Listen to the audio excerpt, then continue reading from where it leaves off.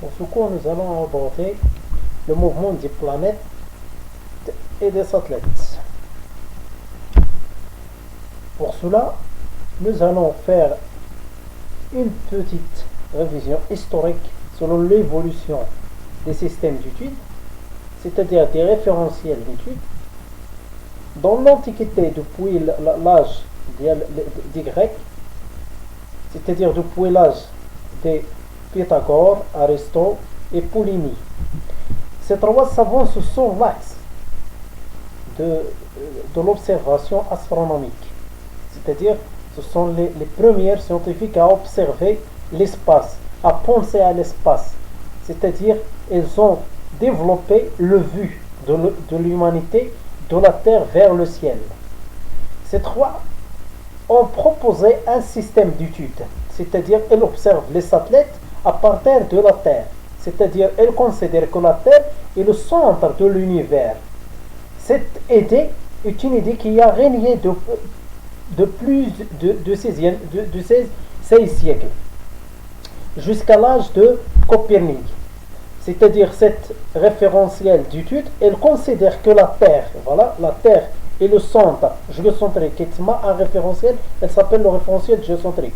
Elle considère que la Terre est le centre de référence, c'est-à-dire le corps de référence, tel que le centre de repère lié à cette référence est le centre de la Terre. Ces axes, elles sont dirigés vers trois étoiles très éloignées qu'on considère, qu'on appelle alpha et gamma et bêta. Donc, lorsqu'on observe depuis la Terre le mouvement des autres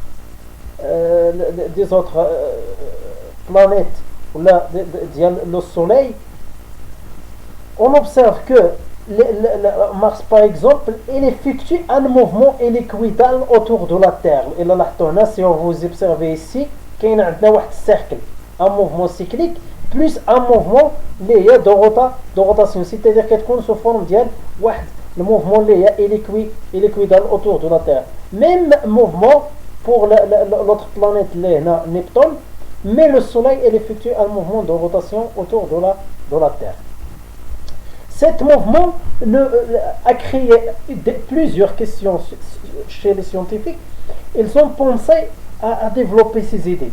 C'est ce que a fait Tycho Brahe, qui a développé un autre système et plusieurs calculs. À l'aide des calculs qui ont fait par Tycho Brahe, Copernic a développé un autre système d'observation, c'est-à-dire il a développé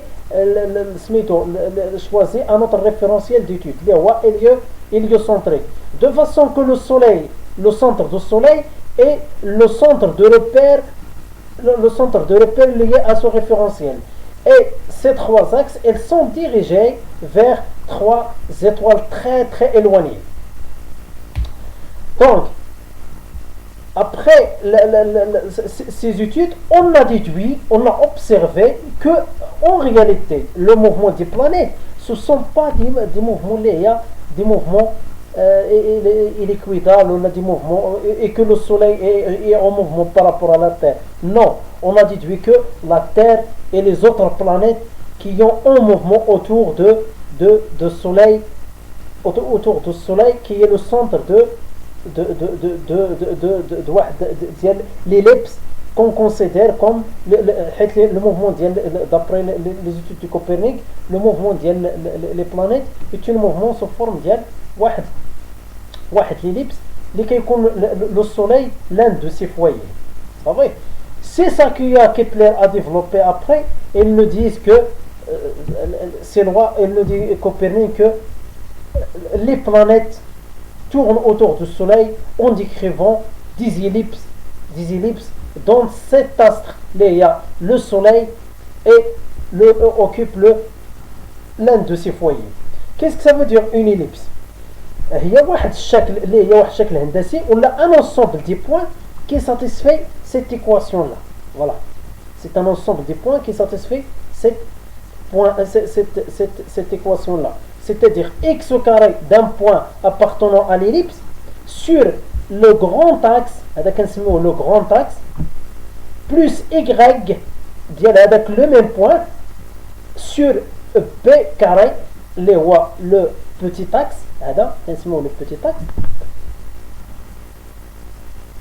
elle est égale la somme ديالهم elle est égale à 1.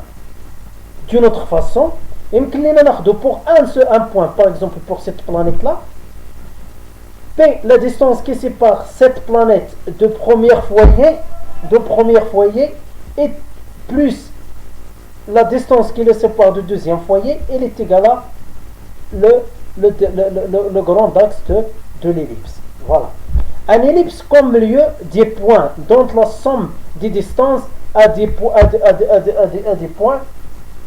points fixe des foyers est constante. Mais il existe d'autres définitions possibles. L'équation caractéristique de cette ellipse, de l'ellipse, elle se met à cette équation. Et le demi-axe OA, le demi-axe, le demi-grand axe.